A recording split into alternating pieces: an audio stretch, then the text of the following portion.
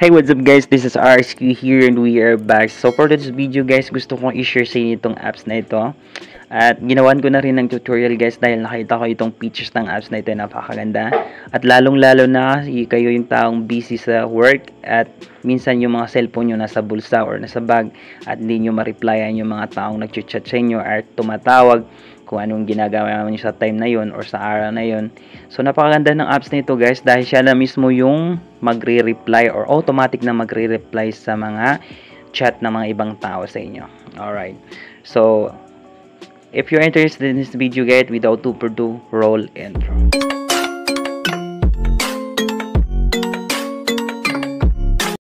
Alright, so dito guys, gusto ko lang ipakita sa inyo, meron din sa Google Play. And scroll lang natin para makita nyo. Kung mapira kayo guys at meron kayong pang-avail dyan guys, so kailangan nyo muna magbayad ng 339 bago nyo ma-install yung app. And since naman na wala kayong pangbayad guys, i-share ko na rin sa inyo ng libre yung promo na ginagamit natin. At ilalagay natin yung link na sa comment section para ma-download nyo at lalagay natin sa Google Drive. Alright. So dyan guys, i-clear data lang natin para mabalik siya sa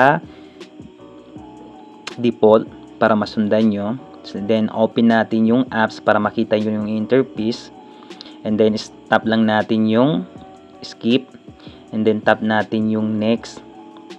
So same process lang guys, tap nyo lang yung next, then pagkatapos nyan makikita nyo yung interface ng app, and tap natin yung 3 line nasa left corner, then yung turn off para ma-access natin yung features ng app. Para ma-enable natin yan, then mapupunta tayo sa device app notification, then hanapin natin yung apps and device apps notification, and allow natin yan, then babalik tayo sa interface ng apps. Then tap natin yung 3 line, tap naman natin yung settings, at makikita yung change theme. Nakadepende rin yung app sa mode ng mga cellphone nyo, and pwede nyo siya balik sa light and dark mode kung gusto nyo i-customize. Alright, so tap naman natin yung 3 line, then dito sa edit replies, so yan yung default guys before kayo magpe-personalize sa gagawin nyo. So pwede kayong mag-tap ng busy or meeting. So yun yung mga default settings niya guys. Then tap naman natin yung 3 line. So dito guys sa send message report, lahat ng mga notification na dumadating sa mga cellphone natin, dyan yung nakakasip siya guys.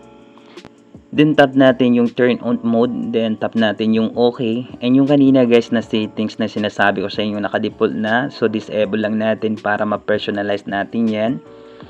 Then tap natin yung icon ng arrow. So pipili tayo dyan kung ano yung mode na gusto nating ilagay. And once nakapili na kayo ng mode dyan or driving mode, so tap natin yung pencil na nasa right corner.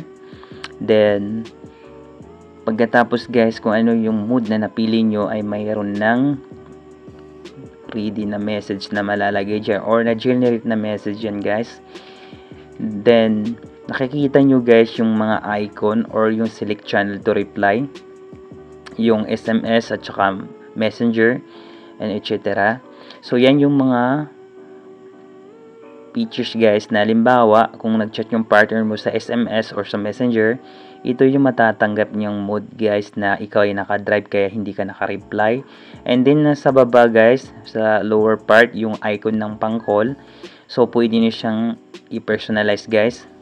Kung halimbawa yung partner mo tumatawag at di mo nasagot dahil naka-driving mode ka, so pwede mo siyang i-personalize guys, lalagyan mo siya ng keywords or words yan guys, message na darating sa kanya kung hindi mo masagot.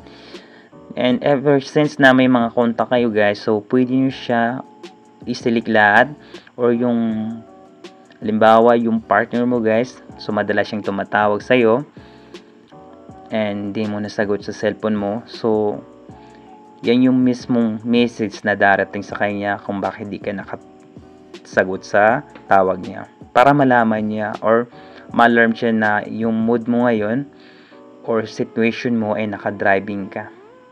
So ganun lang yung setup guys. And by the way guys, gusto ko rin pala ipakita sa inyo, i-choose lang natin parati yung run by time. Alright, so yan yung choose natin para mag-work siya.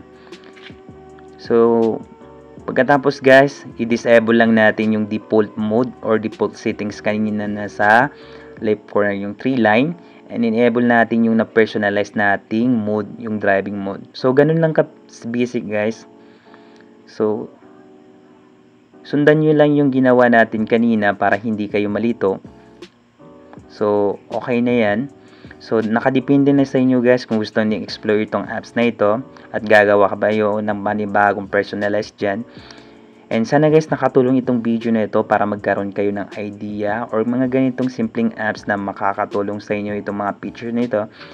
At huwag niyong kalimutan i-share dito sa mga kaibigan nyo para matry nila rin itong ganitong mga features ng app.